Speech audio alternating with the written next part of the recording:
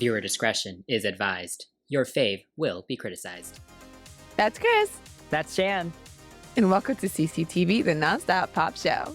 And today we're discussing the K-pop classic, Fiction. Looking for an awesome global pop music podcast? Chris and I have the inside scoop with extensive experience performing on stage and working at record labels. We review and deep dive into your favorite artists' songs and careers and interview music industry professionals, including artists, producers, choreographers, and everything in between. So you can come join us here or on patreon.com/cctvpops and become a part of our amazing crew, including Lisette, Lily, Emily, Kevin, and Juliet, where our producers get to decide our episode topics. So subscribe now and let's explore the world of pop music together. Yes, and we're here with another episode of Pop Perfection, which is where we break down the biggest hits in pop music, analyze their impact, and give our unfiltered opinions on the songs and the respective artists. So today, we're focusing on the track Fiction by the boy band Beast, who are now known as Highlight. But this is known as one of the best K-pop songs of all time. Yeah, ballad, breakup song. Like, this is one of those, like, Jimmy kind of song. Jimmy. Yeah. It really is. And it's weird because it's not covered a lot, which pisses me off. But, you know, personal afflictions aside, let's hop right into it. Yes, so let's start with a brief history of Beast. They were a 6-member South Korean boy group formed in 2009 under Cube Entertainment. But in 2017, after departing Cube Entertainment, they changed their name to Highlight. Not by choice. They were forced to because they did not own the rights to the name Beast. Petty. But luckily, they still get to perform the songs. Okay. But anyway, currently, the group consists of Yoon Do-jun, Yang Yosob, Lee Gi-kwang, and Son Dong-woon, with former members being Jang Hyun-sung and Young Jun-hyun. Before founding their own company and rebranding, Beast was one of the most popular boy groups and was known for its diverse music styles, incorporating elements of hip-hop, R&B, and electronic dance music. Their first single, Bad Girl, released in 2009, gained popularity for its catchy melody and powerful choreography.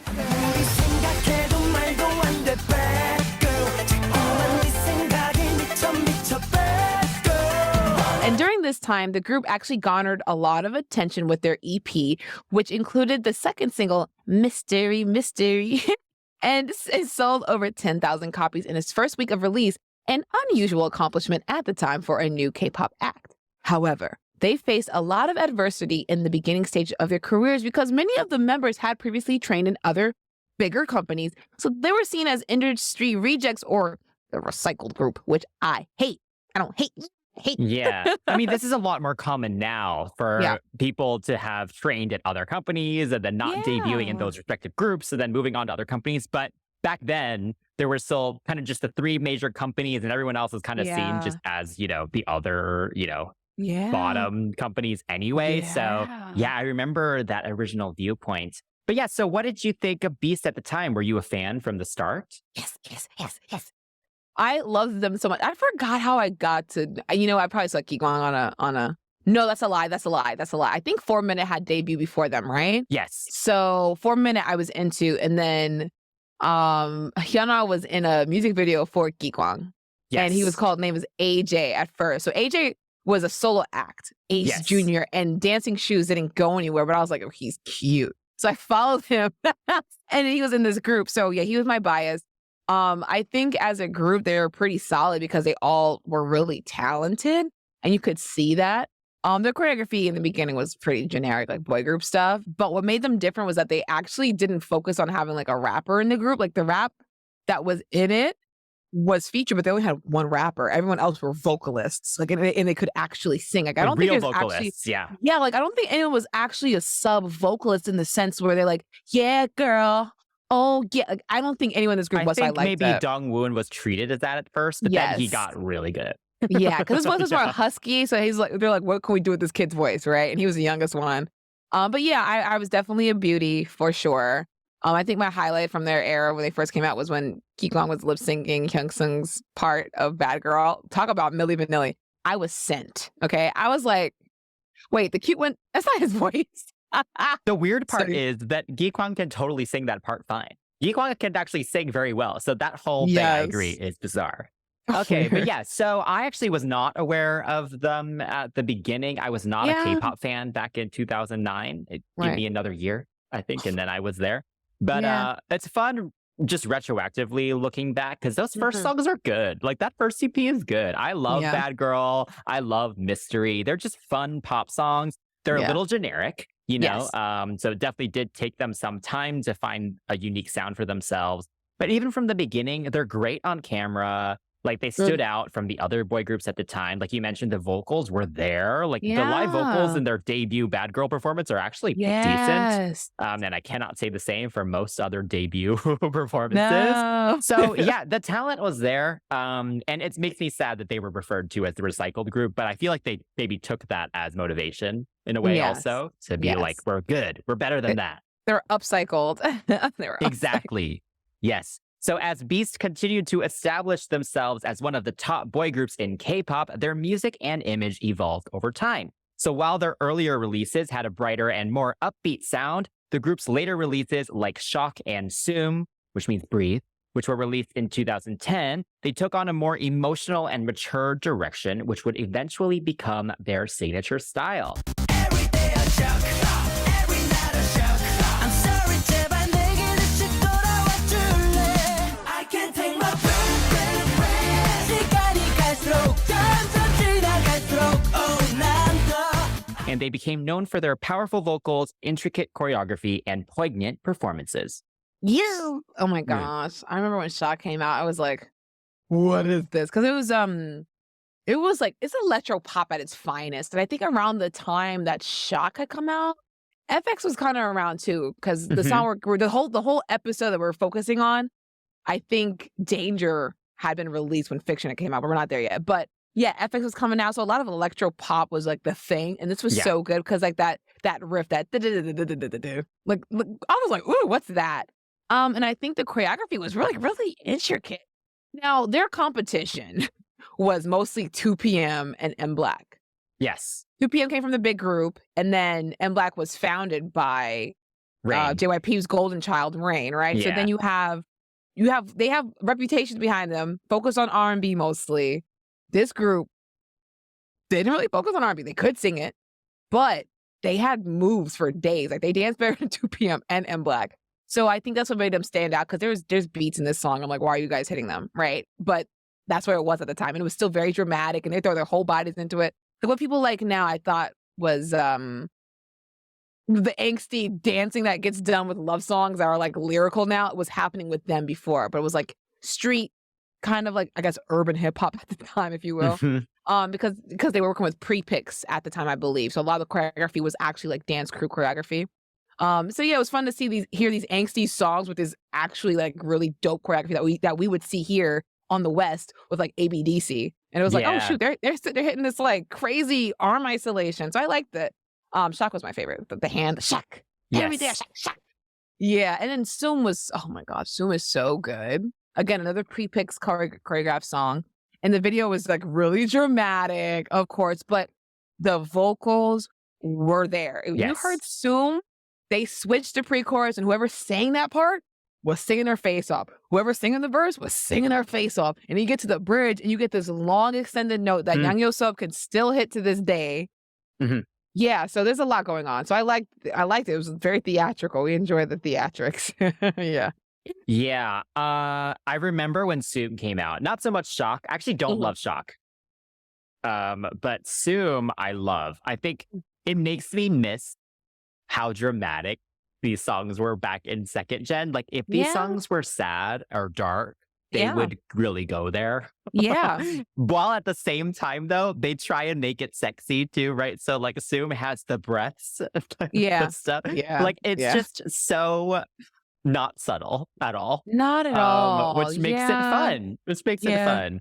Yeah. So yeah, I remember Zoom really, really well. And that's when I was like, okay, like this group stands out for sure. But it would be the next song that really solidified my fandom. And so we're going to talk about when they popped. And that happened with Beast's first full-length Korean album, Fiction and Fact. And it was released on May 17th, 2011. And it quickly became a commercial success. It features the singles On Rainy Days and Fiction. And the album peaked at #1 on the Kion album chart, which is now known as Circle Chart. And by the end of the year, it had sold over 142,000 copies and became the 5th best-selling album of 2011 in South Korea. 이렇게 난 잊지 못하고 내 가슴 속에 끝나지 않을 이야기를 쓰고 있어. And it would be the success of Fiction that marked a pivotal moment in the group's career because it won multiple awards, including Song of the Year at the KBS Music Festival, solidifying their status as one of the top acts in Korea, in K-pop, excuse me. Fiction is a poignant track featuring a piano-led dramatic melody that evokes the feeling of a ballad, and the song seamlessly blends electronic elements with a solemn production, creating a powerful and emotionally charged track. The lyrics explore the theme of a man struggling to let go of a former lover and imagining their love as an unending story, even if it's just a fictitious scenario. Sheesh, that synopsis sounds just as dramatic as the song. But it's true. The hole that this song had on me, I don't even remember where the heck I was when I heard it. I just saw, what's his name? Junyoung? Junyoung with his hair over his face. I'm like, what the heck is this? What's going on? So I press it and you see the desert. Oh my gosh. This song is interesting. I remember trying to write like an English version to this song. I feel like every single K-pop fan that doesn't do dance covers and has interest in learning how to sing or write has tried to make an English cover to any generation. I've tried. Whatever language you speak, you've probably tried. The melody is really addictive, and I think the piano made it sound like a ballad for sure. And K-pop, not K-pop, Korea, ballads are king. I didn't realize how cool, like how important it was until Busker Busker won when EXO and BAP were like, Mama Awards. So I think having it sound like a ballad, but then taking it and making it beastified, highlightified was really cool. I really do hate how easily swayed I was with this song. The vocalist emoted well, like I mentioned earlier. And I think Junyoung was an asset in this group for sure because he was the sole rapper. But every single time he delivered his verse, he wrote it, first of all. But also, he wrote the beat so well and would actually rap in a way that didn't feel like a karaoke style that you would get with like 2PM or like with M Black. I don't think they had a rapper. Really, they did. They did Mir. They had Mir and Dara's brother, but that was it. So yeah, I think they really did well. And I was looking at the performances that were happening around the time the song came out. No one was touching them. There was Focus, Focus. That was the only group that could have possibly maybe kind of no one was touching them at the time when the song came out too. So there's a lot of like elements that went into like how easily it went up the charts, but also because it's good. I've said it on this show before. Fiction is one of my favorite pop songs ever, honestly. I think it's perfect in pretty much every way. I love the dramatic start and end with the writing sounds, the intro that loops back as a bridge.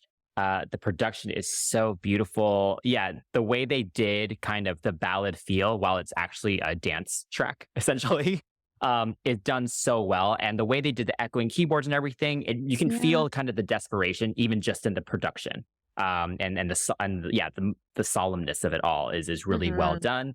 And yeah, the melody of every single part of the song is perfect, super beautiful. I love the extended long notes with the, fiction, that hook. It's so beautiful. And the vocals are amazing from every single member. Like, even the little moments. Dongwoon's falsetto in the background of the rap verse. Do Jun's bridge where he sounds like he's going to cry almost. Oh my God, and of course, Yoseop sounds brilliant on the chorus as well. Like, there's no fault in this song at all. I think every single element is perfect. It's a really, really well-written pop track. It is. And the music video is interesting because it's like, it displays the lyrics of Junhyun's rap, like, to the letter. So Junyoung is rewriting a love story between him and a loved one, as he mentions in this rap. And the relationship ended in a way that's unclear to the viewer, but the memories live on in his mind. And he essentially attempts to craft an ending where the couple ends up together. And there are books full of pages of Junghyun's words, where his fantasies will never come true, as they all live in fiction. And as you have mentioned in the chorus, as beautiful as it is, with all the balladishness of it, it is a dance track. And there's a dance, like all K-pop songs have a dance called the penguin dance.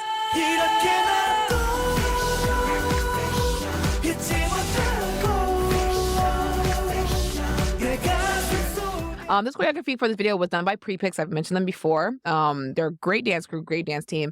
And it features like this complex choreo throughout the verses that they hit on the little piano keys, the ding, ding, ding. But also, the most iconic section comes in the form of a seemingly simple set of footwork. And the highlight of the choreo is the penguin dance, as we've been calling it, but is a variation of bedrock footwork, which is, common out here, like in commercial hip hop and just regular hip hop in general. But it's called bedrock for those who don't know. But penguin dance is what it became to be known as. And this video, I'm not gonna lie, it was a little cheap looking, right? Like the one room, the green screen on the book, the desert, the random dance scene that kind of looked like the dance scene from the Bad Girl music video. Like I said, it wasn't like well thought out, but luckily the song was good enough for you to be like, whatever. That and the dance scenes were like really good too. The dance scenes were, and on the rooftop, like Gotham City dance scenes kind of saved it because the penguin dance was in there, Mm-hmm. So that was it. So. Yeah, the music video isn't great, but I like the lighting of it. It all feels very post-apocalyptic, which makes sense. It's a reflection of just like how they feel like their life is over, right? With this relationship being over. So I appreciate that. I do not like the desert scene. Like, what is that weird alien spaceship thing in the background? Like, it just makes no sense at all and doesn't add anything visually. So yeah, really, it is the penguin dance that makes it stand out. Because even the styling and stuff, it's fine. Like nothing very memorable. That brown leather? What do you mean? That was memorable as heck. Was it? I love the brown leather on them. Yes, it's delicious. But yeah, I think the choreography is, as good as the song is, like you said, the choreography did definitely play a big part in the success of the song. Because I think everyone was probably trying to emulate it. It's hard to listen to the song and not picture it or be doing it. So yeah, it's a great example of what a point dance is, right? Which is now what we call that. The main focus of the dance, yes. And it shows that you don't have to be sitting there doing all this fiction, throwing your body around. I'm not going to identify any dancers or groups right now, but it definitely shows that you don't have to do a lot with the chorus. Yes, and I don't think I've ever seen them lip sync it, ever. Yeah, no, they will sit there and flare their nostrils and breathe like they're dying and get those notes out. Fiction, as we have said, has been credited as what helped shape K-pop in its sound at the time, with its emotional lyrics, those soaring vocals, and memorable melody, inspiring a wave of similar tracks from other K-pop artists.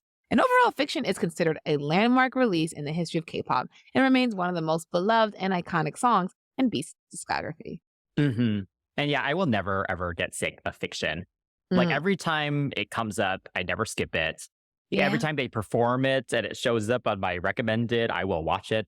Like, like this is very much one of my favorite songs ever. Like transcending K-pop, transcending boy bands, like just in general, I think it's a really great song. And it's interesting, I kind of went down the hole when preparing for this and was watching kind of performances through the years. And now, of course, it's only the four of them. And they do skip the raps. But now Yosub does all these like extra ad-libs over that section where the rap is. So it's kind of nice, actually. And their vocals have matured really, really well. They kind of emote very effortlessly now. And everything kind of just sounds a little fuller. So it's aged very well. And I think the song is still super effective. And I think even new K-pop fans now, if they heard it, I find it hard for anyone to not at least appreciate it. I think because they grew up in the second gen overacting, they can actually kind of dial it back now. They do. Oh God, it's interesting because being a former dancer, the energy was way different than what it is now. Like before it was like, have technique, but also have a personality. Now it's like if you can throw a trick or like do an aerial or lift your leg up really high and then put your leg behind it, you're getting points. Like so the generation of dancing and dancers or even like performer has definitely changed. But not saying that people are untalented now. I'm just saying that the standard is different. Like it was like if you had personality, those are points, So with this, it was like if you were overacting as a K-pop group, you were killing it. Because I saw nothing wrong with it. back then. I was like, oh, this is great. Oh my God. This is one of those songs where like K-pop is so much better than American music because American music was not doing it for me at the time. But yeah, it's a good song. And like I mentioned, groups cover their songs like beautiful, like the cute ones.